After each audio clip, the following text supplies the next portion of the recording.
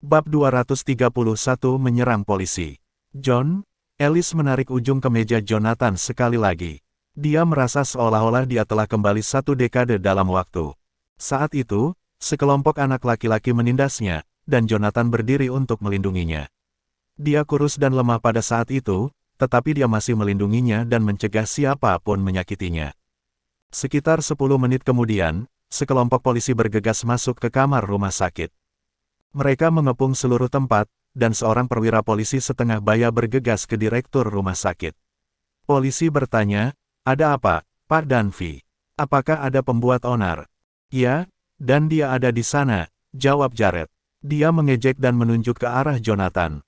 "Pria itu menolak membayar biaya medisnya yang luar biasa dan telah menyerang karyawan kami.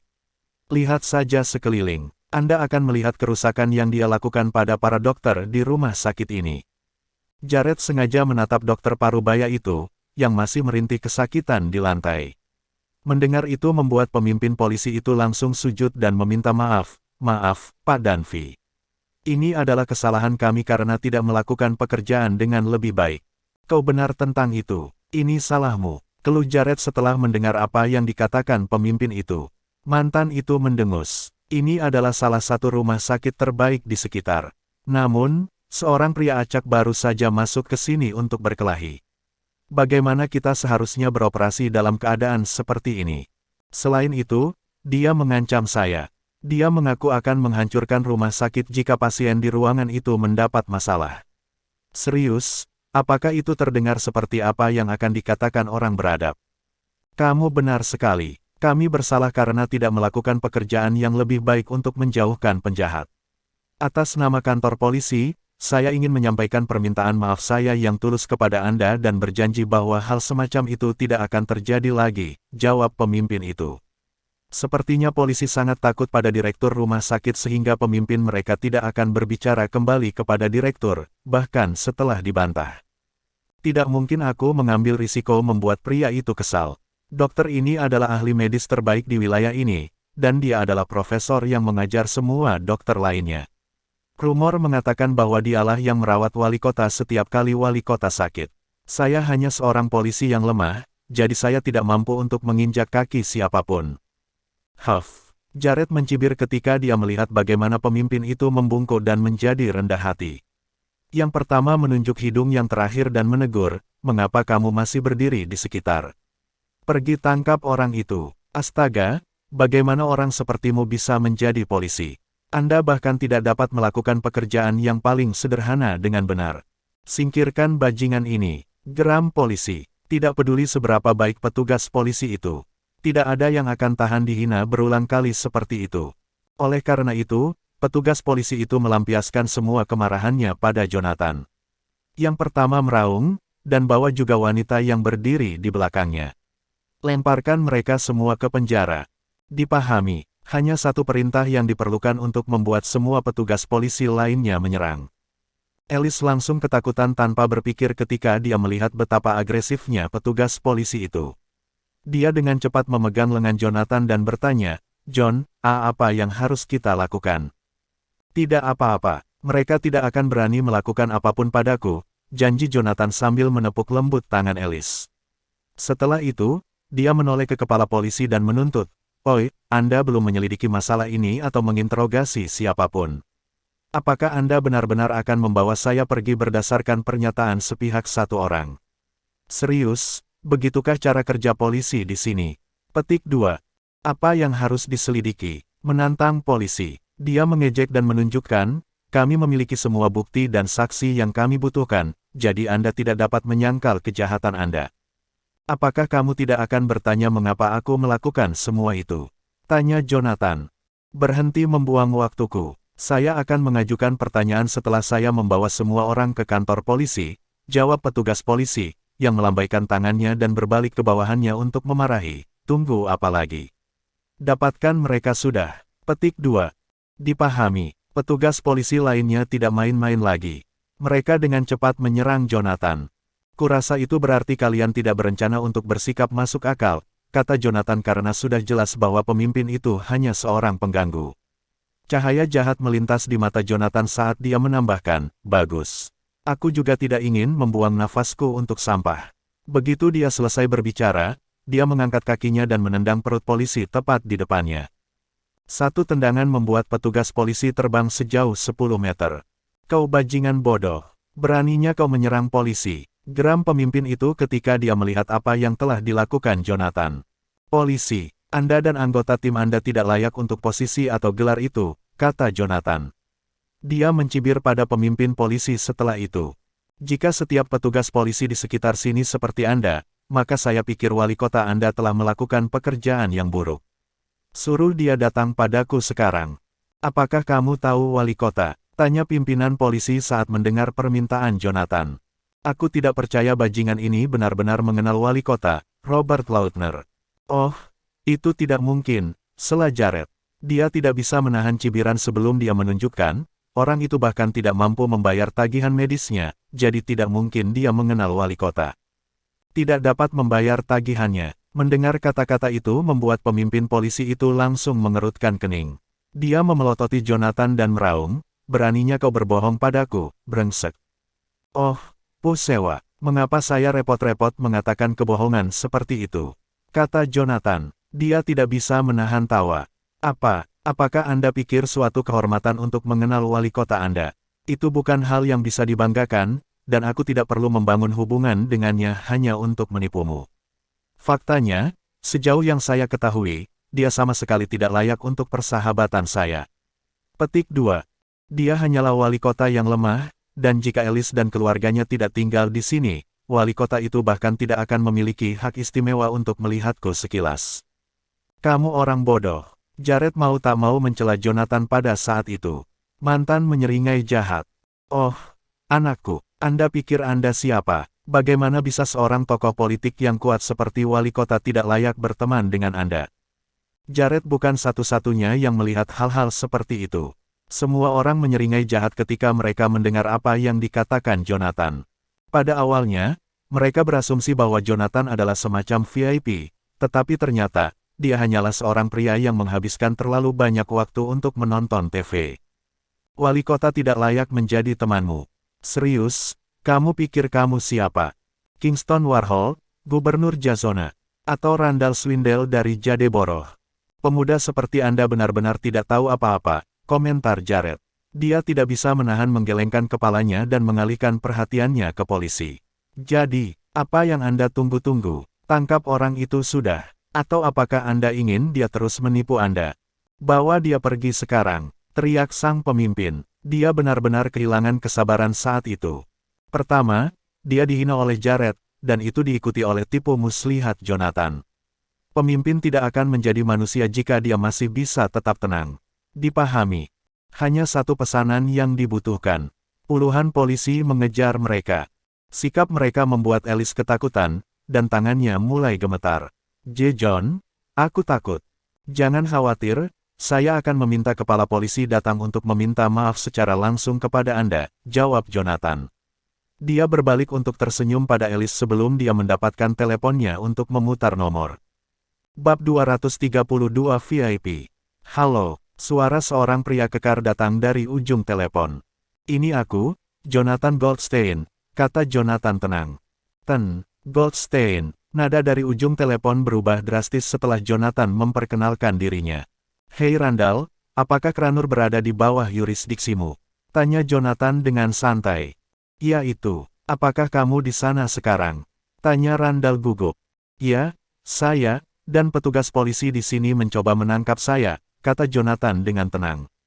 Apa? Teriak Randall. Dia berada di ujung yang lain, tetapi ketika dia mengetahui tentang apa yang terjadi, dia menjadi sangat terguncang sehingga kakinya gemetar. Petugas polisi di Kranur hampir membawa Jonathan pergi. Apa-apaan? Siapa yang berani melakukan hal seperti itu? Di mana Anda sekarang, Tuan Goldstein? Tanya Randall segera. Dia dengan cepat menyusun strategi dan menangani masalah ini. Aku akan menelepon wali kota mereka sekarang dan menyuruhnya segera menemuimu. Saya di rumah sakit jantung. Dia punya waktu 10 menit untuk bepergian. Kalau dia telat, ya, suruh dia untuk tidak repot-repot masuk besok, jawab Jonathan. Dimengerti, Tuan Goldstein. Randall tidak berani membuang waktu setelah menerima perintah Jonathan. Klik. Panggilan itu berakhir, dan Jonathan berbalik untuk mengelus kepala Alice. Dia berjanji, jangan khawatir, wali kota akan segera datang untuk meminta maaf kepadamu. Betulkah? Tanya Alice saat matanya yang besar dan bulat menatap Jonathan. Dia akan percaya pada Jonathan, bahkan jika tidak ada orang lain yang percaya. Dia pikir itu konyol juga, tapi itu tidak menghentikannya untuk percaya pada Jonathan. Dia berbicara tentang wali kota, yang merupakan tokoh politik yang sangat kuat. Faktanya, wali kota adalah makhluk yang paling kuat di sini, jadi minta dia untuk meminta maaf padaku. Itu tidak mungkin. Sebenarnya, itu akan menjadi keajaiban jika wali kota hanya membantu dengan menghentikan polisi menangkap kami. Tentu saja, kapan aku pernah berbohong padamu? Kata Jonathan. Dia masih membelai kepalanya pada saat itu dan tampak seolah-olah dia sedang membujuk anak kecil. Namun, bagi semua orang, kata-kata dan gerakan itu semuanya bohong. Dia adalah aktor yang mengerikan. Kamu mungkin masih muda, dan kamu mungkin tidak berharga, tetapi kamu pasti bisa bertindak, komentar Jared. Dia tidak bisa menahan cibiran pada saat itu. Mendapatkan wali kota agar dia bisa meminta maaf kepada kalian berdua. Kamu pikir kamu siapa? Kau tahu, aku ingin melihatnya sendiri. Bagaimana? Oh, bagaimana Anda bisa membuat wali kota melakukan itu? Jared melambaikan tangannya setelah dia selesai berbicara. Dia memerintahkan, kalian bisa menunggu sebentar. Biarkan dia melanjutkan sandiwaranya. Saya ingin melihat berapa lama dia bisa mempertahankannya. Petugas polisi menoleh ke pemimpin mereka setelah mendengar permintaan Jared. Tatapan bertanya mereka mendorong pemimpin untuk memarahi. Untuk apa kamu menatapku? Tidakkah kamu mendengar apa yang dikatakan dokter yang baik itu? Mengapa Anda begitu bersemangat untuk membawa mereka pergi? Minggir sudah. Dipahami, para petugas polisi hendak bergerak, tetapi perintah pemimpin mereka membuat mereka harus mundur. Waktu digelitik oleh semua orang mengejek Jonathan dengan tatapan mereka yang terang-terangan. Yang terburuk di antara mereka adalah Jared, yang tidak repot-repot menyembunyikan cibirannya. Dia memandang Jonathan seolah-olah yang terakhir adalah badut. Alice, yang bersembunyi di belakang Jonathan, mulai khawatir juga. Namun, dia tidak khawatir tentang keselamatan mereka. Sebaliknya, dia bertanya-tanya apa yang akan terjadi jika wali kota tidak pernah muncul. Akankah orang-orang itu membiarkan Jonathan lolos dengan mudah? 10 menit hampir habis, jadi di mana wali kota? Aku tidak melihatnya dimanapun, ejek Jared setelah dia memeriksa arlojinya dan menyeringai jahat pada Jonathan. Jared telah menyia-nyiakan 10 menit berharga untuk satu momen itu. Dia akan mempermalukan Jonathan dan membodohi Jonathan. Kenapa kamu begitu bersemangat? Saya mengatakan kepadanya untuk berada di sini dalam 10 menit, dan hanya itu. Dia akan mati jika dia terlambat sedetik pun, jawab Jonathan dengan tenang setelah mendengar apa yang dikatakan Jared. Oke. Jika kamu ingin memainkannya seperti itu, maka aku akan ikut bermain. Ada 10 detik lagi, kata Jared sambil memeriksa arlojinya. 10, 9, 8. Hitung mundur berhenti di sana karena serangkaian langkah kaki yang hening tiba-tiba datang dari koridor. Tak lama, seorang pria parubaya berjas hitam bergegas ke ICU. Saat dia berjalan mendekat, dia menuntut, minggir. Aku akan terlambat. Lautner. Kata Jared. Dia mengenali pria parubaya itu segera setelah yang terakhir muncul. Mendengar nama wali kota membuat pemimpin polisi itu terkesiap saat jantungnya berdegup kencang. Ekspresinya langsung menegang. Buat jalan, tuntut wali kota sambil mendorong petugas polisi yang tercengang itu. Yang pertama bergegas ke ICU dan bertanya, siapa Tuan Goldstein? Itu aku, jawab Jonathan dengan tenang. Goldstein? Sapa wali kota, Robert Lautner, yang matanya bersinar-sinar karena terkejut melihat Jonathan. Terlepas dari kejutan itu, wali kota yang baik itu tetap merendahkan pendiriannya dan membungkuk kepada Jonathan. Saya sangat menyesal, Tuan Goldstein. Aku terlambat. Sama sekali tidak, waktumu masih tersisa beberapa detik, jawab Jonathan sambil menatap dengan tenang. Jadi, kamu wali kota? Iya. Iya, itu aku. Saya bergegas segera setelah menerima telepon dari Tuan Swindell, jawab Robert sambil mengangguk gugup. Apa yang terjadi, Tuan Goldstein? Idiot mana yang mencoba menjebloskanmu ke penjara? Jonathan tidak repot-repot mengatakan apa-apa. Dia hanya mengalihkan pandangannya ke pemimpin polisi. Detak jantung sang pemimpin seketika menjadi lebih cepat. Bahkan, keringat bercucuran dari punggungnya begitu Jonathan menoleh. Tuan Lautner, diam, sela Robert sebelum pemimpin itu bisa mengatakan apapun. Kamu dari divisi mana? Panggil kepala polisi segera. Petik 2. Lautner? Aku, kata sang pemimpin, yang berkeringat peluru ketika mendengar bagaimana Robert akan melibatkan kepala polisi. Itu membuat pemimpin itu sedikit gemetar dan memandang Jared untuk meminta bantuan. Tatapan itu membuat Jared tidak mungkin, yang ingin menyelinap pergi saat semua orang teralihkan, untuk melarikan diri. Oleh karena itu, Jared tidak punya pilihan selain menggigit dan berkata, "Halo, Tuan Lautner."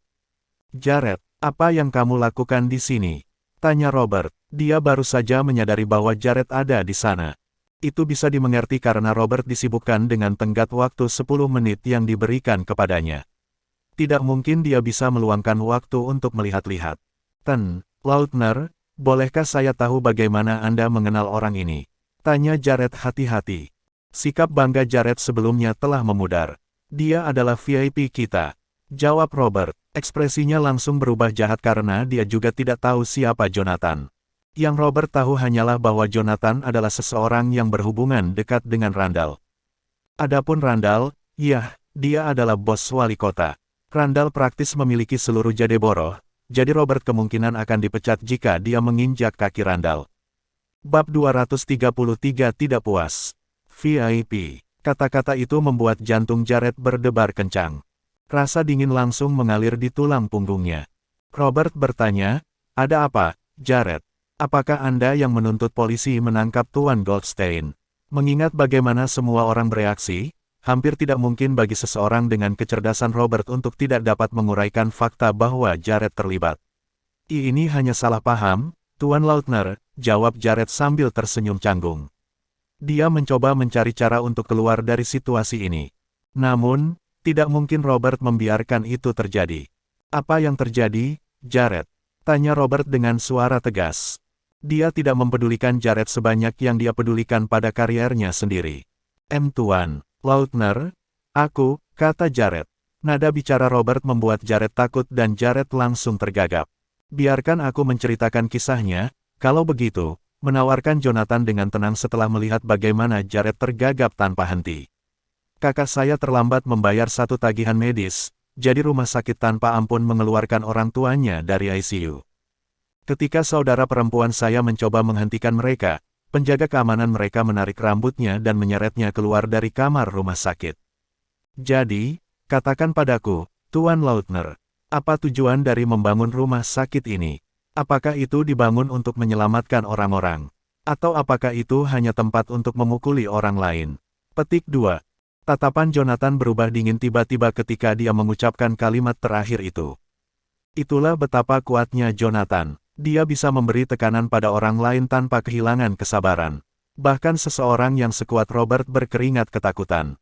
"Tolong tenang, Tuan Goldstein. Saya akan segera menyelidiki masalah ini.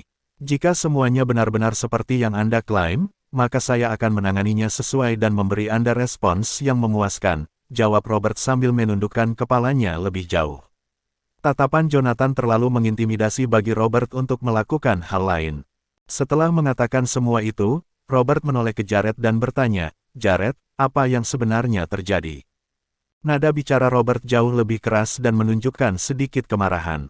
Jelas sekali bahwa dia marah. Lautner, itu tidak benar. Mereka adalah orang-orang yang menolak untuk membayar biaya pengobatan mereka yang luar biasa dan masih memiliki keberanian untuk terus menempati tempat tidur di ICU. Orang-orang saya dengan sopan meminta mereka untuk pergi, tetapi mereka menolak untuk melakukannya. Selain itu, mereka menyerang karyawan kami. Lihat sekeliling, cedera pada dokter yang baik adalah bukti bahwa dia menyerang kita. Petik 2. Jared dengan cepat mengarahkan perhatian semua orang ke dokter setengah baya, yang semuanya memar dan berdarah. Setelah mendengar itu, dokter yang baik itu segera memberitahu, "Benar. Semuanya seperti yang dikatakan Merdanvi. Mereka adalah orang-orang yang menolak untuk membayar namun tidak akan meninggalkan ICU. Saya meminta penjaga keamanan kami untuk mengawal mereka keluar, tetapi mereka bereaksi dengan meninju saya. Tuan Lautner, tolong bersikap adil dan bantu saya." Yah, Tuan Goldstein. Kata Robert yang terlihat sedikit bermasalah saat mengalihkan perhatiannya pada Jonathan. Jelas bahwa cedera dokter yang baik itu baru saja terjadi. Memang benar aku yang menyerangnya, jawab Jonathan. Dia sama sekali tidak berniat menyembunyikan apapun. Saya hanya mematahkan tangan yang menyerang saudara perempuan saya. Anda mendengarnya, Tuan Lautner. Dia sendiri yang mengakuinya. Dialah yang menyerang orang-orang kami, kata Jared, yang dengan cepat memanfaatkan kesempatan untuk mengendalikan narasi dan menyesatkan semua orang. Goldstein, tolong jelaskan apa yang terjadi, pinta Robert. Dia bermasalah pada saat itu. Jika Jonathan benar-benar yang melakukan pukulan pertama, maka Robert tidak bisa membela pria itu di depan umum, bahkan jika wali kota yang baik ingin melakukannya. Apakah kamu menanyaiku? Tanya Jonathan, yang tatapannya berubah menjadi jahat. Rasanya seolah-olah suhu telah turun beberapa derajat pada saat itu. Bukan itu yang saya maksud, Tuan Goldstein, aku hanya, jawab Robert. Sayangnya, Jonathan menyela Robert dengan menggeram, Lautner, saya meminta Anda di sini untuk menyelesaikan masalah ini, bukan untuk menanyai saya. Kamu tidak memiliki kekuatan untuk melakukannya. Jonathan mendengus, dan itu membuat Robert berkeringat gugup. Dia tahu bahwa Jonathan sangat marah. Tolong tenang, Tuan Goldstein, pinta Robert. Dia semakin menurunkan posisinya dan praktis meringkuk pada saat itu. Mata penonton melotot tak percaya saat melihat itu. Mereka benar-benar tidak bisa mempercayainya. Itu wali kota Kranur. Dia menguasai seluruh Kranur, tetapi dia tidak bertindak seperti orang kuat ketika dia bersama Jonathan. Bahkan tidak ada sedikit pun kekuatan di sana. Bahkan, Robert bertindak seperti seorang pelayan. Saya mematahkan tangan yang meletakkan jari pada saudara perempuan saya. Apa yang salah dengan itu? Geram Jonathan sambil memelototi Robert. Tidak ada yang salah sama sekali, jawab Robert, yang dengan cepat menggelengkan kepalanya. Aku tidak perlu memberitahumu apa yang harus dilakukan selanjutnya, kan? Kata Jonathan sambil melotot. Ketika Robert melihat tatapan itu, dia langsung menggelengkan kepalanya dan menjawab, tidak sama sekali. Saya akan segera menangani masalah ini. Petik 2. Segera setelah itu, ekspresi Robert berubah. Dia kejam ketika dia menoleh ke pemimpin polisi dan mengumumkan, kamu diskors mulai sekarang. Serahkan pistol Anda segera dan kembali ke kantor polisi. Hukuman Anda akan ditentukan segera setelah itu. Petik 2. Lautner. Pemimpin merasa seolah-olah disambar petir setelah dia mendengar bagaimana dia diskors. Dia hendak membantah ketika Robert menggeram, diam. Anda tidak punya hak untuk berbicara di sini. Petik 2. Dan kau, kata Robert ketika dia mengalihkan perhatiannya kembali ke Jared. Kamu bukan lagi direktur rumah sakit mulai sekarang. Saya menangguhkan Anda. Saya juga curiga bahwa Anda telah menyuap petugas polisi, jadi anak buah saya akan menangkap Anda. Anak-anak, lakukan pekerjaanmu. Dipahami. Perintah Robert membuat petugas polisi berdiri di belakang pemimpin untuk segera bekerja. Mereka langsung memborgol Jared. Lautner, ini hanya salah paham, tolong dengarkan aku. Jared akhirnya panik. Dia menghabiskan puluhan tahun bekerja pada karirnya untuk menjadi direktur rumah sakit. Dia membuat kesepakatan yang tak terhitung jumlahnya di bawah meja, jadi dia tidak bisa membiarkan pekerjaan dan gelarnya pergi begitu saja. Tutup. Kamu bisa cerita dari sisimu di kantor polisi, tegur Robert tidak sabar. Bawa dia pergi. Dipahami, yang dibutuhkan hanyalah satu pesanan. Petugas polisi tidak pernah memberi Jared kesempatan untuk mengatakan hal lain. Mereka meraih lengannya dan membawanya pergi tanpa berkata apa-apa. Bawa dia pergi juga, perintah Robert dengan tidak sabar sambil menunjuk dokter paruh baya yang tergeletak di lantai. Ketika dokter yang baik melihat Robert menunjuk, yang pertama gemetar ketakutan. Dokter memohon, Tuan Lautner, bawa dia pergi. Robert melambaikan tangannya bahkan tanpa memandang ke arah dokter. Bagaimana menurut Anda, Tuan Goldstein? Apakah kamu puas dengan ini? Tanya Robert sambil menoleh ke arah Jonathan. Tidak juga, jawab Jonathan sambil menatap dengan tenang. Aku berjanji pada adik perempuanku bahwa aku akan memanggil kepala polisi untuk meminta maaf padanya. Bab 234 Maaf. Meminta kepala polisi untuk meminta maaf. Robert bahkan tidak ragu untuk mengeluarkan ponselnya setelah mendengar kata-kata itu. Dia memutar serangkaian nomor dan membuat panggilan. Halo, Chief Simmons, Anda sudah di sini. Kamu punya waktu 3 menit untuk muncul. Aku akan memecatmu jika aku tidak melihatmu saat itu. Klik, Robert menutup telepon tepat setelah itu. Dia mungkin berhati-hati, dan dia mungkin menurunkan pendiriannya sehingga dia bertindak seperti seorang pelayan, tetapi itu hanya karena dia berurusan dengan Jonathan. Begitu dia jauh dari Jonathan, dia akan berubah menjadi orang paling kuat di Kranur sekali lagi. Chief Simmons akan segera datang, Mergoldstein, kata Robert. Dia telah menurunkan posisinya lagi setelah dia berbalik menghadap Jonathan. Jonathan mengangguk dan berbalik untuk membelai kepala Alice. Setelah itu, dia berkata, lihat, aku tidak berbohong padamu sebelumnya. Ya, aku melihatnya. Alice sangat gugup sehingga dia menundukkan kepalanya. Dia baru saja menyaksikan Robert menskors pemimpin polisi. Dia juga menangkap Robert dan dokter paruh baya itu. Jika Alice tidak melihat semua itu dengan matanya sendiri, dia akan bertanya-tanya apakah pria itu hanyalah seorang aktor yang disewa Jonathan. Itu wali kota, dan dia adalah tokoh politik paling kuat di Kranur. Mengapa dia menuruti kata-kata Jonathan? Dan kenapa dia bersikap seperti itu di depan Jonathan? Seolah-olah Jonathan adalah bosnya. Beberapa menit kemudian, seorang pria parubaya yang agak gemuk berlari mendekat.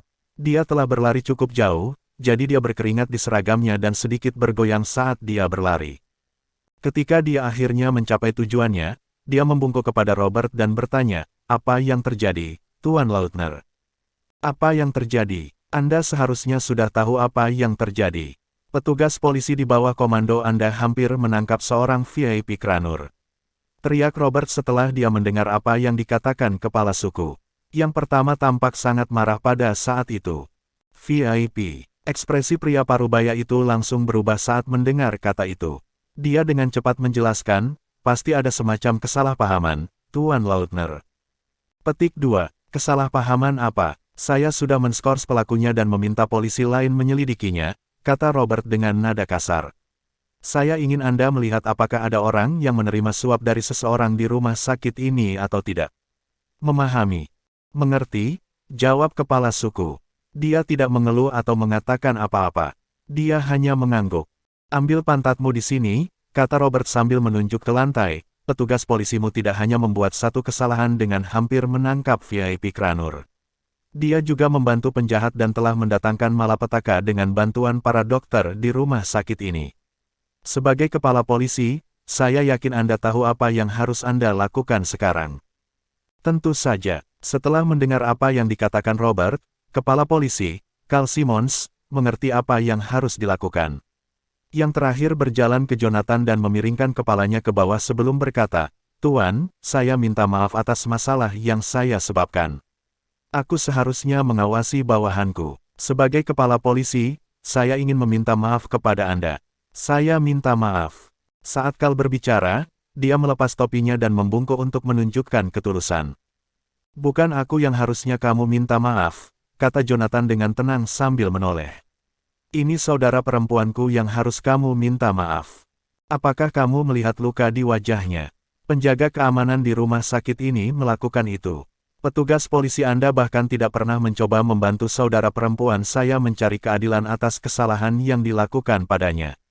Selain itu, mereka mencoba menangkapnya. Begitukah cara polisi di sini beroperasi? Apa? Aku tidak percaya hal seperti ini benar-benar terjadi, kata Carl setelah mendengar apa yang dikatakan Jonathan. Mata mantan melotot. Dia berjanji, saya pasti akan menyelidiki masalah ini secara menyeluruh setelah saya kembali dan akan memberi Anda tanggapan yang memuaskan. Jonathan melihat ke atas tetapi tidak repot-repot mengatakan apa-apa lagi. Carl langsung tahu apa yang sedang terjadi. Dia dengan cepat menoleh ke Alice dan berkata, Bu, masalah hari ini adalah cerminan dari masalah internal di kantor polisi. Saya berjanji akan menyelidiki masalah ini secara menyeluruh dan membawa keadilan. Masalah ini akan diselesaikan malam ini. Atas nama polisi, saya ingin meminta maaf kepada Anda. Aku sangat menyesal. Tidak, itu tidak perlu sama sekali, jawab Alice. Dia belum pernah mengalami hal seperti itu sebelumnya. Dia tidak akan pernah bermimpi bahwa dia akan melihat hari ketika kepala polisi meminta maaf padanya. Alice adalah tipe orang yang akan mengelilingi kantor polisi, jadi dia tidak berpikir bahwa kepala polisi akan meminta maaf padanya. Tolong jangan katakan itu. Saya akan terus berdiri di sini dan membungkuk jika Anda menolak untuk menerima permintaan maaf saya, kata Cal. Dia tidak akan berani melakukan apapun jika Alice tidak menerima permintaan maaf itu. Hal-hal telah berkembang ke titik di mana jelas bahwa Tuan Goldstein yang misterius adalah seseorang yang bahkan wali kota tidak mampu untuk menyinggung. Oleh karena itu, kemungkinan besar Cal akan kehilangan pekerjaannya jika Alice benar-benar menolak untuk memaafkannya. Tetapi Alice tersesat. Dia menatap Jonathan dan menarik-narik ujung kemejanya dengan tangannya. Jelas sekali dia sangat gugup saat itu. Meminta maaf adalah hal yang seharusnya dia lakukan, jawab Jonathan. Dia menepuk tangannya dengan lembut dan berbalik ke Robert untuk berkata, Tuan Lautner, tolong hubungi administrator di rumah sakit. Minta mereka untuk memindahkan Tuan Renner dan istrinya ke kamar pribadi. Saya akan membayar semua biaya medis, jadi tidak perlu khawatir tentang itu. Petik 2. Aku tidak bisa membiarkanmu melakukan itu. Polisi membuat kesalahan besar, jadi bagaimana saya bisa membiarkan Anda menghabiskan semua uang itu?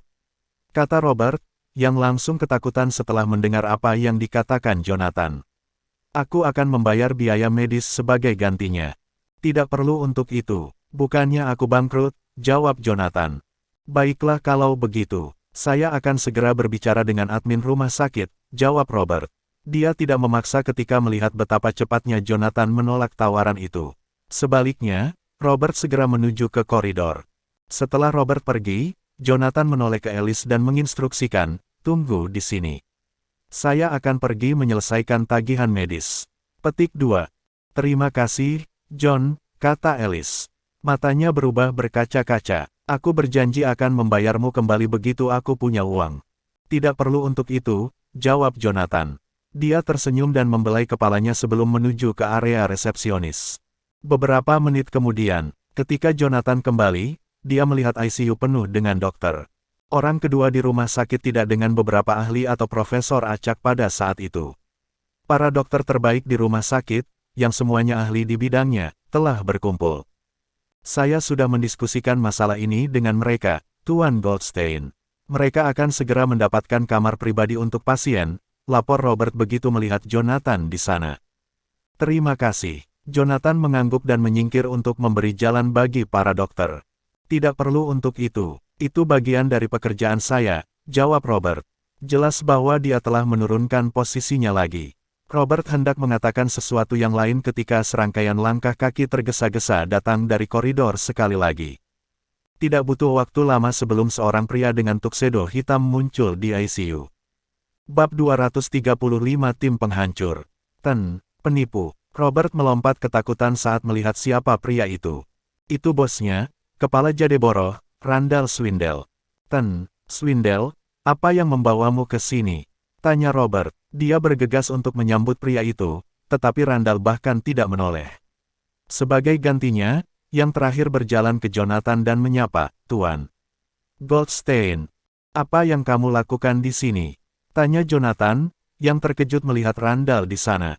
Saya datang karena saya khawatir petugas di Kranur akan melakukan pekerjaan yang buruk dan membuat Anda tidak nyaman, jawab Randall. Dia memimpin anak buahnya ke Kranur segera setelah panggilan teleponnya dengan Jonathan berakhir.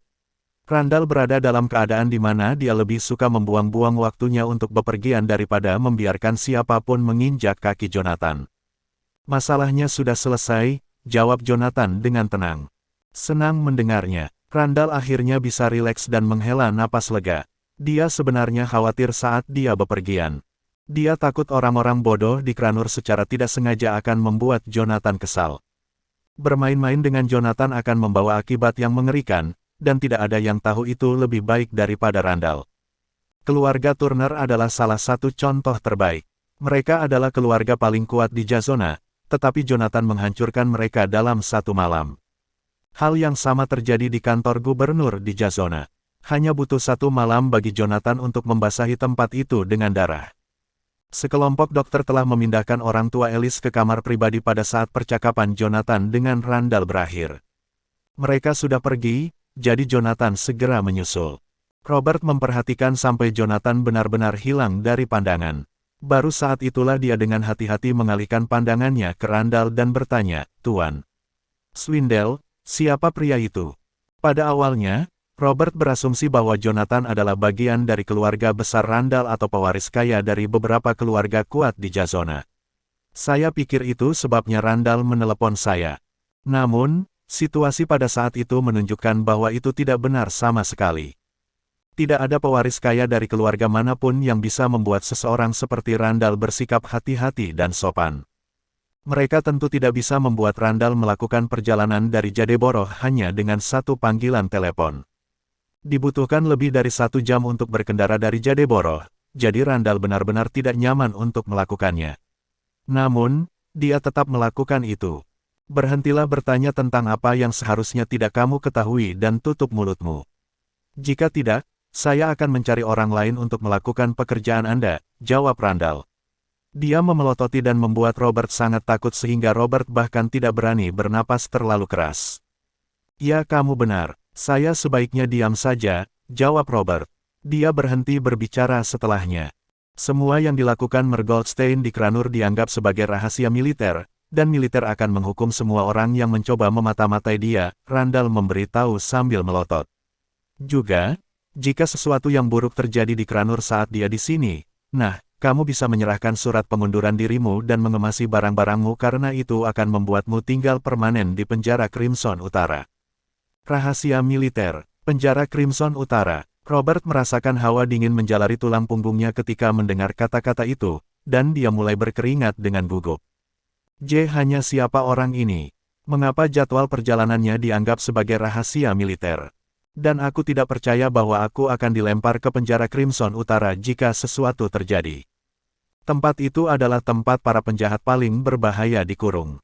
Dimengerti, Tuan Swindle. Robert menegakkan punggungnya. Untuk pertama kalinya dalam hidupnya, dia merasakan beban tanggung jawab yang datang dengan menjadi wali kota.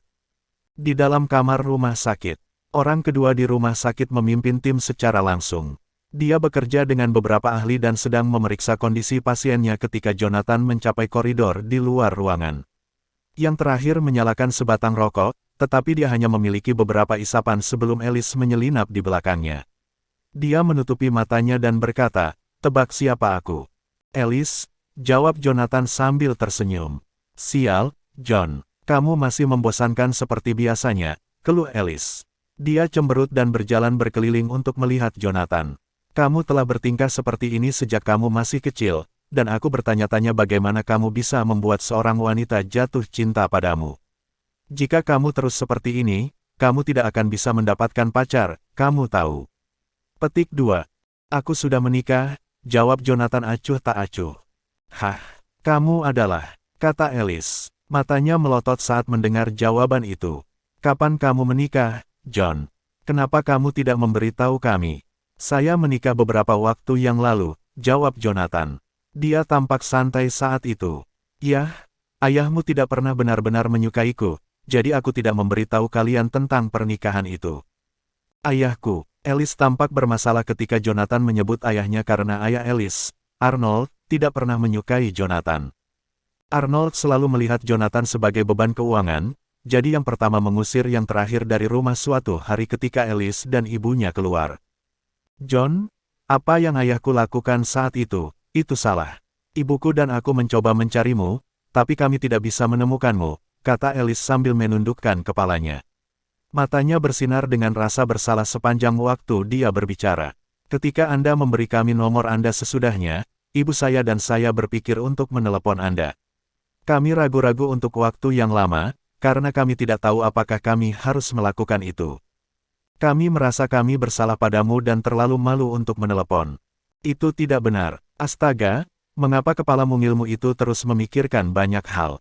goda Jonathan sambil mengelus kepala Alice. "Jika ibumu tidak membawaku bertahun-tahun yang lalu, aku mungkin sudah mati kelaparan. Omong-omong, apa kata dokter tentang kondisi orang tuamu?" "Dokter bilang semuanya baik-baik saja. Luka di kepala mereka berada di tempat yang sensitif, dan itulah sebabnya mereka tidak sadarkan diri," jawab Alice. Kekhawatirannya tampaknya berkurang ketika mereka berbicara tentang orang tuanya. Para dokter mengatakan bahwa mereka akan segera bangun. Alice berhenti sejenak sebelum menambahkan, "Terima kasih, John. Saya tidak tahu apa yang akan saya lakukan jika Anda tidak ada di sana." Aku senang mengetahui bahwa orang tuamu baik-baik saja, jawab Jonathan. Dia menghela nafas lega setelah mempelajari semuanya. Jika sesuatu terjadi pada Arnold atau istrinya, kemungkinan besar seluruh Kranur harus menanggung murka Jonathan. Kau pasti menjalani kehidupan yang luar biasa saat kita berpisah, John, komentar Alice sambil duduk di samping Jonathan. Dia berhati-hati ketika dia melihat ke atas dan bertanya, karena, yah, wali kota dan bosnya tampak takut padamu. Ya, mereka sangat takut padaku, jawab Jonathan sambil tersenyum. Jadi, katakan padaku, apakah hidup ini sulit selama beberapa tahun terakhir? Saya akan membantu Anda menendang pantat para pengganggu. Petik 2. Tidak terlalu buruk, jawab Alice, yang langsung memerah karena malu setelah mendengar apa yang dikatakan Jonathan.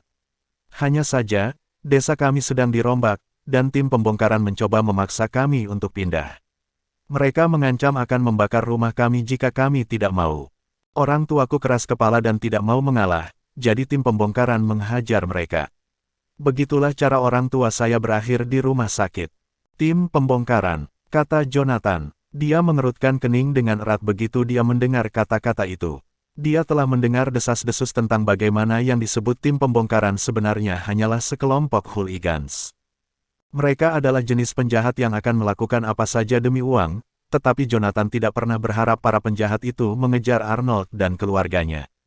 Bab 236 Reuni, apakah kalian tidak memanggil polisi? Jonathan bertanya dengan cemberut. Kita telah melakukannya. Alice menundukkan kepalanya dan menggerakkan jari-jarinya. Polisi tidak melakukan apapun untuk membantu kami. Rumor mengatakan polisi dan tim pembongkaran berada di dalamnya bersama-sama. John, bisakah kamu membantu kami berbicara dengan Tuan Lautner agar mereka tidak menghancurkan rumah kami? Kalau tidak, kita akan menjadi tunawisma. Saat dia berbicara, matanya berkaca-kaca, dan dia menatap Jonathan tanpa daya. Jonathan adalah satu-satunya harapannya saat itu. Bukankah mereka menawarkan kompensasi? Bukankah tim pembongkaran memberi kalian uang? Jonathan mengerutkan alisnya. Mereka lakukan. Alice menggigit bibirnya dan melanjutkan, tapi mereka hanya memberi kita 50.000. Apa yang bisa kita dapatkan dengan 50.000? John, tahukah Anda bahwa sebuah rumah kecil di county harganya mencapai 700.000? Kami bahkan tidak mampu membeli kamar mandi dengan 50.000. Mereka hanya memberimu 50.000. Jonathan tidak percaya. Apakah ini lelucon? Dia pernah ke rumah Alice di masa lalu. Meskipun itu bukan rumah besar, itu pasti lebih dari 100 meter persegi. 50.000 terlalu sedikit. Serahkan padaku. Jonathan mematikan rokoknya dan melirik Alice. Aku akan menyelesaikannya. Sementara itu, jagalah orang tuamu dengan baik. Terima kasih, John. Alice menggigit bibirnya dan membungkuk. Jangan sebutkan itu. Jonathan dengan lembut menepuk kepalanya. Saat dia hendak mengatakan sesuatu yang lain, suara lemah terdengar dari dalam bangsal. Alice, apakah kamu di sana? Mama, Alice berteriak dan segera bergegas ke bangsal. Di bangsal, ada seorang wanita parubaya dengan tabung oksigen menempel di lubang hidungnya. Dia pucat dan lemah. Alice, suara wanita parubaya itu ketika dia melihat Alice berjalan melewati pintu. Dia mencoba untuk duduk tegak, tetapi dia terlalu lemah untuk melakukannya. Biarkan aku membantumu, Bu. Alice bergegas ke arahnya dan membantunya berdiri. Aduh, wanita parubaya itu mendesis kesakitan saat dia duduk. Rupanya, gerakannya telah menekan lukanya. Apa yang terjadi padaku? Bu, apakah kamu lupa tentang apa yang terjadi beberapa hari yang lalu? Alice menggigit bibirnya dan berkata, bersama ayah, kalian berdua bertengkar dengan tim penghancuran. Oh, aku ingat sekarang. Wanita parubaya itu mendapatkan kembali ingatannya. Dia kemudian melihat sekeliling dengan cemas dan bertanya, di mana ayahmu? Ayah belum bangun. Alice menunjuk ke arah seorang pria parubaya yang berbaring di tempat tidur di sebelahnya. Dokter mengatakan kalian hanya menderita luka ringan tetapi entah bagaimana membuat kepala kalian terbentur selama perkelahian. Untungnya, hanya butuh beberapa hari untuk pemulihan.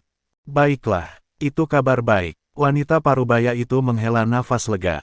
Tiba-tiba, dia melihat ada seorang pria berdiri di belakang Alice. Dia tidak bisa tidak bertanya, Alice, apakah dia pacarmu? Bu, apa yang sedang kamu bicarakan? Alice sedikit tersipu ketika wanita parubaya itu mengira Jonathan sebagai pacarnya. Ini John. Apa kau tidak ingat Jonathan? Jonathan. Mata wanita parubaya itu membelalak bingung ketika dia mendengar namanya. Dia menatapnya dengan tak percaya dan bertanya, Apakah kamu Jonathan? Ya, ini aku, Nyonya Renner. Jonathan tersenyum dan mengangguk. Jonathan, apakah itu benar-benar kamu?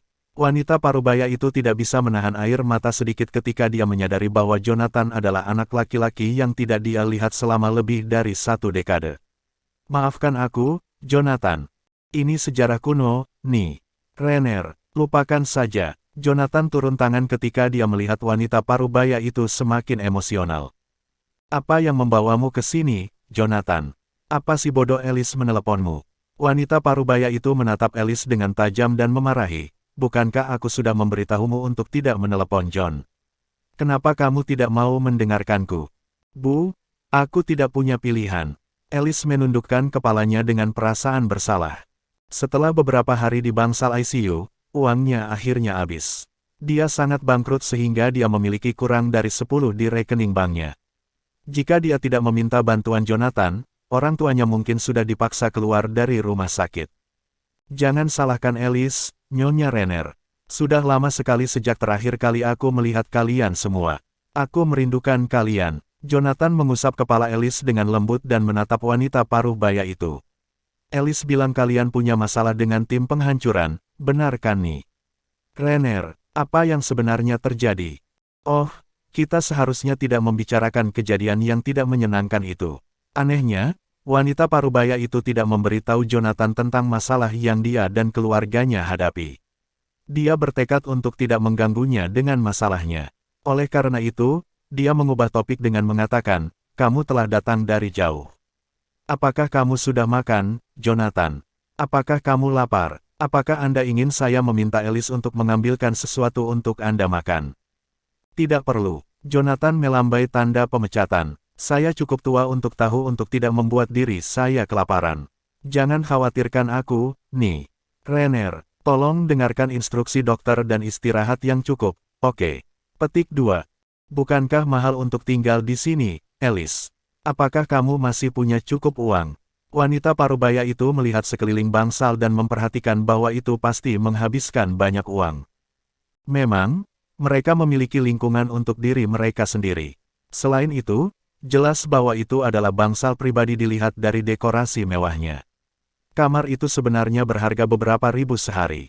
Aku sudah menghabiskan semua uangku. Alice menurunkan pandangannya dan berkata dengan malu, jika bukan karena John, kita sudah bisa diusir. Alice, Jonathan mencoba mengintervensi ucapan Alice, tapi dia terlambat. Wanita parubaya itu sudah mulai memarahinya. Kamu gadis bodoh. Wanita parubaya itu memelototi Alice. Kenapa kamu menelepon Jonathan? Mengapa Anda membuatnya menghabiskan uang hasil jerih payahnya? Petik 2. Jonathan, berapa banyak kami membuatmu mundur? Saya memiliki beberapa tabungan di bank. Aku akan meminta Alice untuk membayarmu kembali. Seru wanita parubaya itu. Itu tidak perlu. Ketika Jonathan melihat wanita parubaya itu mengeluarkan kartu debitnya, dia buru-buru menolaknya. Saya masih punya uang, Nyonya Renner. Bahkan, saya telah mendapatkan cukup banyak selama bertahun-tahun. Saya tidak hanya dapat membayar kamar, tetapi saya bahkan dapat memblokir pemesanan seluruh rumah sakit untuk Anda. Jangan menggertakku, bocah bodoh. Tidak yakin, wanita parubaya itu menatap Jonathan. Blokir buku seluruh rumah sakit. Itu akan menghabiskan biaya puluhan juta. Saya tidak menggertak, Nyonya Renner. Jonathan mengerutkan kening tak berdaya. Jika kamu tidak percaya padaku, tanyakan pada Alice. Bu, John mengatakan yang sebenarnya, Alice meyakinkan. Lautner bahkan datang menemui John secara pribadi barusan. Hentikan kalian berdua. Wanita parubaya itu masih belum yakin. Namun, sepasang langkah kaki tergesa-gesa terdengar dari luar bangsal saat dia menyelesaikan kalimatnya. Bab 237 Tanpa Hati. Setelah itu, Tuan Lautner terlihat bergegas ke bangsal. Goldstein, Robert masuk dan menyapa Jonathan dengan sikap hormat. Mengapa kamu di sini? Jonathan mengerutkan kening. Dia tidak senang karena dia tidak ingin orang-orang yang tidak berhubungan menyebabkan gangguan pada Alice pada keluarganya. Saya mendengar salah satu orang tua Miss Renner telah bangun. Jadi saya datang untuk melihat apakah saya dapat membantu dengan apapun. Robert memperhatikan ekspresi gelisah Jonathan, jadi dia dengan gugup menoleh ke arah Alice dan menawarkan kartu namanya. Ini kartu nama saya, Miss Renner. Jangan ragu untuk menelepon jika Anda membutuhkan bantuan saya dengan apapun. Petik 2. John, haruskah aku? Alice ragu-ragu untuk menerima kartu nama itu. Ambil, Anda bisa mencarinya jika saya tidak di Kranur. Mendengar itu, Alice mengambil kartu nama dari Robert. Terima kasih, Tuan Lautner. Jangan menyebutkannya. Setiap masalah Tuan Goldstein adalah masalah saya juga. Pada saat itu, sikap Robert menjadi lebih hormat. Baiklah, kamu boleh pergi sekarang. Jonathan memberi isyarat kepada Robert untuk pergi dengan lambaian tangannya. Oke, aku akan pergi sekarang. Robert mengangguk penuh semangat dan pergi. Setelah dia keluar dari bangsal, dia mengeluarkan teleponnya dan menelepon seseorang. Halo, apakah ini Chief Simmons? Kirim tim dari unit taktis polisi ke rumah sakit jantung untuk melindungi Ten Goldstein. Pastikan mereka ada di sini dalam 10 menit. Aku akan mengulitimu hidup-hidup jika sesuatu yang buruk terjadi pada Tuan Goldstein. Alice dan yang lainnya tidak mendengar panggilan telepon Robert. Setelah Robert meninggalkan bangsal, wanita parubaya itu melirik pintu dengan ragu sebelum mengalihkan pandangannya ke arah Jonathan dan Alice. Apakah pria itu benar-benar wali kota county kita? Untuk apa aku berbohong padamu? Alice frustrasi. Dia tahu itu kebenaran karena dia secara pribadi menyaksikan Robert menguliahi para petugas polisi. Selain itu, dia bahkan menahan direktur rumah sakit. Siapa lagi dia kalau bukan wali kota? Apakah kalian berdua mengerjaiku? Wanita parubaya itu masih tidak percaya. Wali kota sendiri. Nyata, seorang wali kota adalah salah satu pejabat pemerintah dengan pangkat tertinggi. Aku yakin dia orang paling berpengaruh di seluruh county. Mengapa dia datang secara pribadi untuk menyambut Jonathan? Selain itu, sikapnya tidak tampak seperti dia adalah wali kota. Dia pasti salah satu bawahan Jonathan. Bu, kenapa kamu tidak percaya padaku? Alice menghentakkan kakinya frustasi. Sementara itu, Jonathan tersenyum dan berkata, orang itu benar-benar wali kota di daerahmu. Apakah Anda setidaknya percaya padaku? Sejak kapan aku berbohong padamu, nih? Renner. Yah. Itu benar, wanita parubaya itu mengangguk. Kamu tidak pernah berbohong sejak kamu masih kecil. Tidak seperti Alice. Mama, Alice menarik lengan wanita parubaya itu. Jonathan, kamu pasti mengalami kehidupan yang sulit selama dekade terakhir. Sementara wanita parubaya itu menatap Jonathan, dia tampak seperti menghidupkan kembali ingatannya. Tiba-tiba, dia berkata dengan penuh penyesalan, kalau saja Arnold tidak melakukan itu di belakangku. Hal-hal buruk itu tidak akan pernah terjadi padamu. Air mata berkumpul di mata wanita parubaya itu karena dia tidak tahan untuk melanjutkan ceritanya. Semuanya sudah lewat sekarang, Nyonya Renner. Jonathan terkekeh. Sepertinya dia tidak menyimpan dendam. Begitu Jonathan menyelesaikan kalimatnya, sebuah suara datang dari tempat tidur di sebelah wanita parubaya itu. Sebuah suara lemah mengikuti. Beri aku air, ayah. Alice berseru begitu dia mendengar suara itu. Dia kemudian bergegas ke tempat tidur dan menambahkan, kamu sudah bangun. Aku butuh air. Pria parubaya pucat itu mengulurkan tangannya yang gemetar ke arah Alice. Melihat itu, dia buru-buru mengambil secangkir air dan memberinya makan. Setelah dia minum secangkir air, pria parubaya itu tampaknya telah mendapatkan kembali sebagian energinya. Dia kemudian melirik Jonathan dan bertanya, siapa ini? Dia John. Jonathan. Alice menjawab, Jonathan. Pria parubaya itu menjadi gelisah saat dia mendengar nama Jonathan. Apa yang dia lakukan di sini? Siapa yang mengizinkannya masuk? Keluarkan dia sekarang. Tenang, ayah. Alice menepuk bahu pria parubaya itu setelah melihat betapa kesalnya dia. Keluarkan dia sekarang. Pria parubaya itu tidak memilikinya.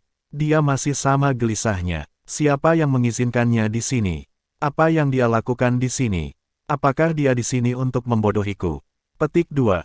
Hai, bisakah kamu tidak begitu tidak berperasaan? Wanita parubaya itu marah dengan apa yang dia dengar. Jika bukan karena uangnya, kamu pasti sudah diusir dari rumah sakit. Betapa tak tahu malunya Anda karena mengejarnya sekarang. Jika ada yang harus diusir, itu pasti kamu. Dia membayar biaya medis. Setelah mendengar apa yang dikatakan wanita parubaya itu, pria parubaya itu menatap Jonathan dengan ragu sebelum menjadi lebih kesal. Aku tidak butuh uangnya. Kembalikan uangnya dan keluarkan dia. Saya lebih baik mati di rumah sakit ini daripada menggunakan uangnya untuk apapun. Hei, kau pria tak berperasaan. Lebih dari 1 dekade yang lalu, Anda telah mengusirnya dari belakang saya. Aku sudah mencarinya kemana-mana selama ini. Sekarang dia akhirnya kembali, kamu ingin mengusirnya lagi. Wanita parubaya itu marah. Kamu bisa pergi jika kamu mau. Abaikan saja dia, Jonathan. Biarkan dia pergi sendiri. Beraninya kau. Pria parubaya itu kemudian mulai batuk dengan keras. Setelah melihat ketidaknyamanan yang dialami ayahnya, Alice segera menepuk punggungnya dan mendesak, "Tenang, ayah. Anda baru saja bangun. Anda harus mengendalikan emosi Anda. Lebih jauh lagi, jika John tidak membayar biaya pengobatan, kami bertiga pasti sudah harus meninggalkan bangsal ICU. Anda bahkan tidak akan bisa berada di bangsal pribadi seperti ini. John bahkan tidak menyimpan dendam padamu karena mengusirnya saat itu. Sebagai gantinya, dia bahkan meminta wakil direktur untuk meminta spesialis yang diperlukan untuk memeriksa Anda dan ibu. Bagaimana Anda masih ingin mengusir John? Anda melewati batas. Berhenti berpihak padanya." Pria parubaya itu memelototi Alice. "Aku yakin dia memiliki motif tersembunyi untuk kembali ke sini. Dia bahkan mungkin kembali hanya untuk mempermalukan kita." Tiba-tiba, wanita parubaya itu bergemuruh ketika dia menunjuk pria parubaya itu. "Diam, Arnold. Jika aku mendengar kata lain keluar dari mulutmu, aku akan membuangmu." Setelah mendengar itu, pria parubaya itu menyelipkan kepalanya tanpa disadari dan tidak berkata apa-apa lagi. "Abaikan dia, Jonathan. Dia pria yang tidak punya hati." Wanita parubaya itu memelototi pria parubaya dengan marah sebelum meraih lengan Jonathan dan berkata, "Aku akan menceraikannya berabad-abad yang lalu jika bukan karena Alice." Bab 238 terbakar, saya baik-baik saja. Jonathan menepuk tangannya dengan nyaman. Dia tidak terganggu oleh kata-kata Arnold. Namun, jika bukan karena wanita parubaya itu, dan jika orang lain yang berbicara kepada Jonathan dengan cara seperti itu, orang itu pasti sudah mati. "Saya pikir ada kesalahpahaman, Tuan Renner. Aku tidak datang ke sini untuk mempermalukan kalian semua." Jonathan menatap pria parubaya itu dengan acuh tak acuh. "Saya datang ke sini untuk membantu Anda memecahkan masalah Anda." "Memecahkan masalahku?" Pria parubaya itu terkekeh. "Masalah apa yang bisa kamu selesaikan? Lebih seperti membuatku bermasalah." "Arnold, ada apa denganmu?" Setelah mendengar kata-kata sarkastik Arnold, wanita parubaya itu menatapnya dengan tajam. "Ayah, John benar-benar di sini untuk membantu kita." Alice menambahkan, Lautner bahkan telah mengunjungi kami secara pribadi ketika kamu masih tidak sadarkan diri." "Karena Jonathan, bagaimana dia bisa tahu wali kota?" Arnold tidak yakin sama sekali. "Aku yakin itu wali kota palsu. Mungkin dia membawa orang acak ke sini untuk menipu kita." "Arnold Renner." Wanita parubaya itu mulai muak dengan sikap Arnold. Ketika dia hendak menyerangnya, Jonathan menghentikannya. "Tidak apa-apa, Nyonya Renner. Jangan bertengkar karena aku. Kalian masih dalam pemulihan. Tolong istirahat. Saya akan keluar dan merokok." Setelah itu, Jonathan melangkah keluar dari bangsal. Tidak perlu dijelaskan lebih lanjut jika Arnold memilih untuk tidak mempercayai Jonathan. "Saya tidak punya apa-apa untuk dibuktikan." Setelah Jonathan pergi, Alice hanya bisa menatap Arnold dan meraung, "Ayah, Anda terlalu banyak. Anda telah menganiaya John terlebih dahulu. Bagaimana Anda bisa bertindak sebaliknya?" Petik 2. Tepat, wanita parubaya itu menambahkan sebelum memelototi Arnold. "Kau bisa mati jika bukan karena Jonathan. Begitukah caramu memperlakukan seseorang yang telah menyelamatkan hidupmu?" "Huff, bagaimana Anda bisa begitu yakin? Mungkin dia datang dengan niat untuk mencuri biaya kompensasi kita." Pria parubaya itu mengabaikan mereka. "Tutup saja mulutmu. Apakah Anda pikir semua orang sama tergila-gilanya dengan uang seperti Anda?" Wanita parubaya itu memutar matanya dan mengabaikannya setelah itu. Jonathan kembali ke bangsal setengah jam kemudian. Dia telah membawakan mereka makan malam. "Kalian belum makan malam, kan? Aku sudah membawa makanan." Terima kasih, John. Alice bergegas menuju Jonathan dan mengambil makanannya. Sementara itu, wanita parubaya itu memandang Jonathan dengan malu dan berkata, "Maafkan aku atas masalah ini, Jonathan." "Jangan sebutkan itu." Jonathan tersenyum. Dia kemudian menatap ke arah pria parubaya dan berkata, "Datang dan makan malam, Tuan Renner." "Tidak, terima kasih." Pria parubaya itu berbalik dan bahkan menolak untuk menatap Jonathan. Sebagai tanggapan, Jonathan tidak repot-repot meyakinkannya. Dia hanya bertindak seolah-olah pria itu tidak ada. Setelah itu, wakil direktur rumah sakit membawa berbagai spesialis untuk memeriksa orang tua Alice lagi. Staf memperlakukan Alice dan keluarganya seperti mereka adalah tokoh penting. Bahkan, layanannya luar biasa. Rumah sakit bahkan telah mengatur beberapa perawat yang ditunjuk untuk berjaga-jaga sepanjang malam. Setelah melihat itu, Alice dan orang tuanya terkejut. Alice kemudian melirik Jonathan dengan penuh rasa terima kasih. Alice benar-benar lelah setelah harus mengurus orang tuanya selama beberapa hari terakhir. Dia tidak bisa tidur nyenyak karena dia harus tinggal di samping tempat tidur mereka selama ini. Akhirnya, seseorang di sini untuk membantu. Sekarang saya bisa istirahat. Waktu berlalu, dan tiba-tiba, sudah pukul 10 malam. Seluruh rumah sakit sunyi senyap. Bahkan lampu di tangga pun diredupkan. Sementara Alice dan orang tuanya tertidur lelap, Jonathan keluar dari bangsal untuk menelepon Josephine. Josephine mengangkat telepon dengan cukup cepat dan berkata, "Halo. Ini aku, Jonathan." "Saya tahu." Josephine berseru dengan nada lembut. "Saya sudah menyimpan detail kontak Anda di ponsel saya." "Oh, siapa namaku di daftar kontakmu?" Jonathan menyalakan sebatang rokok dan berjalan menuju tangga. "Mungkinkah kamu menyimpan namaku apa adanya?" "Ya," jawab Josephine pelan. Ubah ke, sayang, sebagai gantinya." "Tidak," Josephine secara naluriah menolak. "Hah?" Jonathan mengerutkan alisnya. "Aku akan memeriksa ponselmu ketika aku kembali, oke? Jika Anda masih belum mengubahnya saat itu, saya akan memukul Anda." Keheningan terjadi. Josephine tidak menanggapi karena dia tidak terbiasa dengan Jonathan yang berbicara seperti itu padanya. Butuh beberapa saat sebelum dia akhirnya menjawab, "Kamu tidak akan pulang malam ini, kan?" "Tidak, bukan aku." Jonathan kemudian melanjutkan dengan suara lembut, "Sesuatu terjadi di sini. Aku tidak bisa pulang malam ini. Di luar dingin. Pakai selimut saat Anda tidur, oke? Kalau tidak, kamu akan masuk angin." Meskipun Josephine tidak berbicara dengan nada tertentu, Jonathan merasakan kehangatan melalui suaranya. Faktanya, itu adalah pertama kalinya Josephine peduli padanya sejak dia bertemu dengannya 4 tahun lalu. "Oke, saya mengerti." Jonathan mengangkat pandangannya ke langit malam yang berangin dan mematikan rokoknya. Itu adalah pertama kalinya dia merasakan kehangatan keluarga selama bertahun-tahun. "Jaga dirimu baik-baik," Josephine berseru penuh kasih. "Kamu juga." Jonathan menutup telepon setelah itu. Ketika dia kembali ke bangsal, dia terkejut melihat Alice sudah bangun.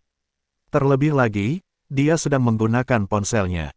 Dilihat dari ekspresi wajahnya, dia tahu bahwa sesuatu yang buruk telah terjadi. "Apa katamu? Apakah kamu serius?" Alice tampak cemas ketika dia sedang berbicara di telepon. Sebelum Jonathan sempat menanyakannya, dia menutup telepon dan menoleh ke arah orang tuanya yang tertidur lelap. "Bu, Ayah, ini buruk. Rumah kami telah terbakar. Apa katamu?" Setelah mendengar suara memekakkan telinga Alice, kedua orang tuanya terbangun dengan tidak percaya. "Rumah kita terbakar. Siapa yang melakukannya?" Salah satu orang tuanya bertanya dengan cemas. "Itu adalah tim pembongkaran," seru Alice. "Mereka mengambil kesempatan untuk membakar rumah kami saat kami pergi." "Bintang B asteris itu." Wanita parubaya itu marah. "Dari siapa kamu mendengarnya, Alice?" "Tetangga sebelah kami menelepon dan memberi tahu saya." Alice akan mengalami gangguan saraf ketika dia berkata, dia mengatakan bahwa tim pembongkaran tahu kami tidak ada di rumah. "Jadi mereka membakar rumah kita." Bab 239 dengan polisi. "Hewan, banyak dari kalian," kutuk Arnold dengan marah. "Kami telah tinggal di sana selama beberapa dekade. Beraninya bintang B asteris ini membakarnya begitu saja." Scarlett menoleh ke pria itu dan bertanya tanpa daya, "Apa yang harus kita lakukan sekarang, Arnold?" Pada saat itu, wanita itu sangat panik sehingga dia hampir menangis. Hanya ada satu hal yang harus dilakukan. Aku akan memberi pelajaran kepada Beatrice Start itu yang tidak akan pernah mereka lupakan. Dengan itu, Arnold dengan kasar melepaskan garpu hidungnya dan mengenakan jaket sebelum berjalan ke pintu. Arnold, tunggu. Apa yang Anda pikir Anda lakukan? Apakah Anda benar-benar berpikir Anda memiliki peluang melawan mereka? Mereka akan menghajarmu sampai babak belur. Memperingatkan Scarlett segera setelah dia mendengar ide sembrono pria itu. Apa yang Anda sarankan agar saya lakukan? Biarkan saja mereka lolos dengan membakar rumah kita. Tanpa itu, kemana kita harus pergi? Ke jalan-jalan, tanya Arnold retoris dengan kemarahan di matanya. Baginya, apa yang dilakukan orang-orang itu tidak bisa dimaafkan, jadi tidak mungkin dia hanya duduk diam dan tidak melakukan apa-apa. Biar aku yang menanganinya, saran Jonathan setelah terdiam beberapa saat. Arnold kemudian mengejek Jonathan sebelum berbalik untuk mengejek pemuda itu, biarkan kamu menanganinya. Dan apa sebenarnya yang Anda rencanakan? Apakah Anda akan melawan mereka atau entah bagaimana berunding dengan mereka? Petik 2. Aku punya caraku sendiri untuk menangani orang-orang ini, Jonathan meyakinkan sebelum mengalihkan perhatiannya ke Alice. Kamu datang denganku. Tentu. Alice tidak perlu berpikir dua kali sebelum menyetujuinya. Aku akan pergi dengan mereka. Anda tinggal keluar dari ini bukan urusanmu, suara Arnold kepada Scarlett. Tapi Arnold, sebelum wanita itu menyelesaikan kalimatnya, Jonathan menyela, Anda harus mendengarkannya, nih. Renner, cedera Anda belum sembuh, jadi Anda perlu istirahat. Biarkan kami yang menangani semuanya. Tetapi, tidak ada tapi. Kami akan menyelesaikannya bahkan sebelum Anda menyadarinya. Ini bukan masalah besar, percayalah padaku, janji Jonathan sambil tersenyum. Arnold mengejek Jonathan sekali lagi setelah mendengar kata-kata berani pemuda itu. Bukan masalah besar, dengan tangan dan kaki seperti tusuk gigi, dia mungkin bahkan tidak bisa menerima satu pukulan pun dari orang-orang itu. Namun, Jonathan sudah berjalan ke pintu sebelum Arnold bisa membuat pernyataan merendahkan. Jadi pria dan putrinya buru-buru mengikuti dari belakang. Saat meninggalkan ruangan, dua barisan petugas Satpol PP yang bersenjata berat segera mengangkat tangan untuk memberi hormat kepada Jonathan. Goldstein, Tuan. Apakah Tuan Lautner mengirimmu? Jonathan tampaknya tidak terkejut melihat para petugas menunggunya, karena dia mengenal Randall dengan baik. Begitu dia mengetahui bahwa Jonathan ada di Kranur, Randall segera mengirim petugas untuk berjaga-jaga. Ya, Tuan Goldstein, apakah Anda akan keluar, Tuan? Tanya pemimpin peleton. Betul sekali, Anda punya mobil, kan? Bawa aku ke negara ini. Iya Pak, dengan itu, pemimpin buru-buru turun untuk membuat pengaturan yang diperlukan sementara Arnold mencoba memahami situasinya. Pria tua itu bertanya-tanya apakah petugas itu adalah aktor yang disewa oleh Jonathan untuk mengadakan pertunjukan. Sayangnya, sebelum dia bisa mendapatkan jawaban, Jonathan sudah mulai bergerak lagi. Selusin kendaraan polisi sudah bersiaga ketika kelompok itu sampai di luar, dengan sirene mereka meraung dan lampu merah dan biru berkedip. Goldstein, kami sedang menunggu perintah Anda, kata kepala unit taktis polisi ketika dia melihat Jonathan. Bagus, ayo pindah. Jonathan kemudian berjalan dengan mantap menuju salah satu kendaraan sementara Arnold membeku seperti patung. Melihat jumlah senjata yang mengejutkan yang dimiliki Jonathan, Arnold bisa merasakan getaran menjalari tulang punggungnya. Meskipun Arnold selalu suka bersikap tegar di depan Jonathan, dia tampak tidak berbahaya seperti kelinci saat itu. Ada apa, Ayah? Apakah kamu baik-baik saja? Tanya Alice dengan prihatin ketika dia menyadari betapa pucatnya ayahnya. Tidak ada apa-apa, saya baik-baik saja. Arnold mencoba bersikap tegar lagi setelah mengembalikan akal sehatnya, tetapi kakinya tidak mau bekerja sama. Pria itu merasa harus menyeret kakinya untuk maju. Setelah semua petugas masuk ke kendaraannya masing-masing, Jonathan dan yang lainnya keluar dengan dikawal polisi. Dengan kendaraan yang Jonathan berada di belakang iring-iringan, dia simen mungkin. Jantung Arnold terus berpacu karena dia masih tidak percaya bahwa Jonathan memerintahkan kekuatan seperti itu. Tiba-tiba, dia merasa seperti orang bodoh karena mengatakan semua hal menghina itu kepada pria itu sebelumnya. Tidak mungkin petugas bersenjata lengkap ini menawarkan bantuan karena masalah pembongkaran kami yang tidak signifikan. Siapa yang saya bercanda? Mereka mungkin tidak akan menutup mata bahkan jika jumlah yang terlibat di sini adalah ratusan ribu. Alice, Anda menyebutkan bahwa Tuan Lautner bertemu dengan Jonathan secara pribadi. Benarkah itu? Bisik Arnold kepada putrinya. Sebagai tanggapan, Alice memutar matanya ke arah ayahnya. Tentu saja, itu benar. Mengapa saya membuat sesuatu seperti itu? Saya tidak mengerti mengapa Anda selalu harus meragukan Johnny. Pria itu datang ke sini secara pribadi untuk membantu kami. Dia tidak hanya membayar tagihan medis, tetapi dia juga meminta petugas unit taktis polisi untuk mengawal kami. Dan apa yang Anda lakukan? Anda mempertanyakan kemampuannya alih-alih menunjukkan rasa terima kasih Anda. Petik 2. Wajah Arnold langsung menjadi merah padam setelah dicela oleh putrinya. Apakah dia pernah memberitahu Anda apa yang dia lakukan untuk mencari nafkah? Alice menggelengkan kepalanya. Tidak, dia tidak pernah menyebutkan hal seperti itu, tetapi untuk beberapa alasan, Tuan Swindell dan Tuan Lautner tampaknya sangat menghormatinya. Sepertinya mereka bekerja untuknya. Arnold menjatuhkan rahangnya ketika dia mendengar Alice, dan tepat ketika dia akan mendapat pencerahan, iring-iringan mobil itu tiba-tiba berhenti. Goldstein, kita sudah sampai di desa Grendale, lapor pemimpin unit taktis polisi. Setelah mengangguk pada pria itu, Jonathan turun dari mobil dan langsung bisa mencium bau asap tebal di udara. Sesuatu di suatu tempat terbakar, dan asap yang dihasilkan begitu tebal sehingga semua orang di sekitarnya mulai menangis. Bab 240 Pikirkan bisnis Anda sendiri. Ini rumah kita terbakar. Setelah menyadari dari mana asap itu berasal, Arnold segera melompat keluar dari kendaraan dan berlari ke arahnya. Ayah, memanggil Alice sebelum mengejar ayahnya. Hanya butuh beberapa menit sebelum Arnold mencapai rumah mereka, yang sudah benar-benar dilalap api. Bangunan itu rusak parah oleh api sehingga hampir tidak bisa dikenali. Siapapun yang membakar rumahku, lebih baik tunjukkan dirimu sekarang juga. Ayo hadapi aku, pengecut. Raung Arnold di depan rumah yang terbakar. Setelah tinggal di gedung itu selama beberapa dekade, Arnold dipenuhi amarah ketika dia melihatnya dalam keadaan itu. Dengan batu bata di tangan, Arnold benar-benar kehilangannya dan siap untuk mengambil orang yang bertanggung jawab. Ketika penduduk desa lainnya melihat betapa marahnya pria itu, mereka buru-buru menangkapnya untuk mencegahnya melukai dirinya sendiri. Apa yang kamu lakukan, Arnold? Apakah Anda mencoba membuang hidup Anda? Tolong tenang saja. Tanpa rumah itu, untuk apa lagi aku hidup? Aku lebih baik mati saja. Lepaskan saya, teriak Arnold saat dia berjuang untuk membebaskan diri. Jangan bodoh, Arnold. Tidak ada yang dapat Anda lakukan tentang hal itu sekarang. Atau apakah Anda lupa bagaimana Anda akhirnya dirawat di rumah sakit terakhir kali? Tanya salah satu penduduk desa yang menahan Arnold sebelum yang lain menimpali. Dia ada benarnya, kau tahu.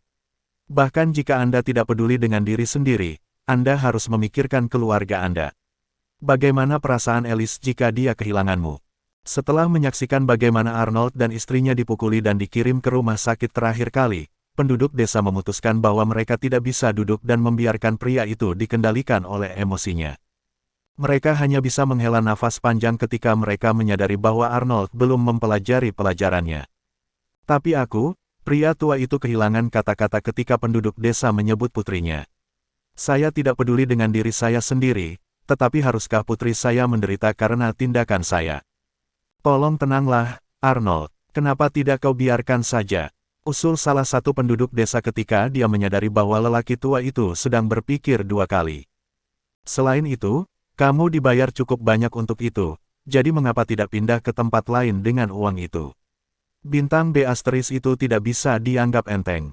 Jika Anda menghadapi mereka, Anda bisa melukai diri sendiri secara serius, jika tidak membuat diri Anda terbunuh. Apakah Anda benar-benar ingin itu terjadi? Kamu harus mendengarkan kami. Ini tidak layak untuk membuang hidup Anda. Ambil saja uangnya dan pergilah. Kamu bisa memulai dari awal lagi dan berpura-pura seolah-olah tidak ada yang terjadi. Ya, lihat saja kami. Kami dipaksa keluar dari rumah kami seperti yang Anda lakukan.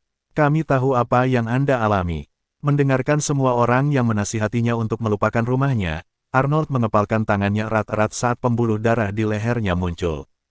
Apakah itu yang harus kamu katakan pada dirimu sendiri ketika seseorang membakar rumahmu? Lupakanlah, teriak Arnold, yang memutuskan bahwa dia tidak bisa membiarkan insiden itu berlalu begitu saja. Minggir, minggir. Nah, baiklah. Jika bukan Arnold Renner, kapan kamu kembali? Apa kau sudah pulih dari luka di kepalamu? Tepat ketika Arnold selesai berbicara, sebuah suara datang dari suatu tempat di antara kerumunan sebelum seorang pria parubaya dengan mantel bulu muncul darinya dengan sebatang rokok di antara bibirnya. Untuk beberapa alasan, Arnold menjadi lebih marah setelah menyadari siapa pemilik suara itu.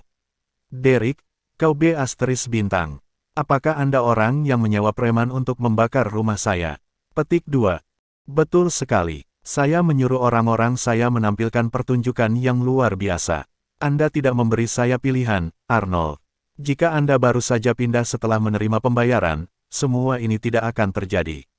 Kamu bertanggung jawab atas ini karena kamu memaksa tanganku, kata Derek lugas tanpa tanda penyesalan. Kamu B*.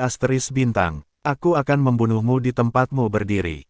Pada saat itu, Arnold sangat marah sehingga yang bisa dia pikirkan hanyalah membuat musuhnya membayar, jadi dia mengangkat batu bata di tangannya dan menyerang ke depan tanpa alasan. Apakah kamu pikir kamu bisa menerimaku, Arnold?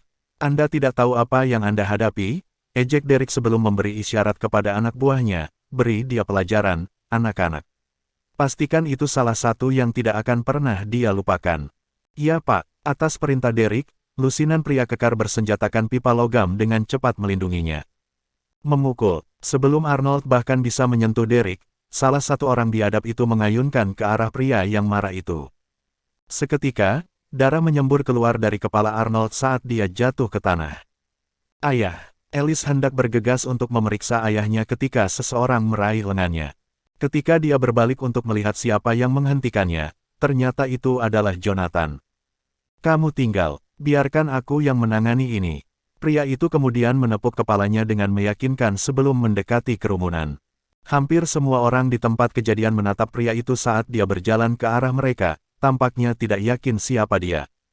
Berhenti, perintah Jonathan. Derek memelototi Jonathan dengan tidak sabar ketika pemuda itu mengeluarkan perintah. Dan kamu pikir kamu siapa? Pergi dari pandanganku, nak. Ini bukan urusanmu. Jika Anda tahu apa yang baik untuk Anda akan menjauh dari saya. Aku baru saja menyuruhmu berhenti.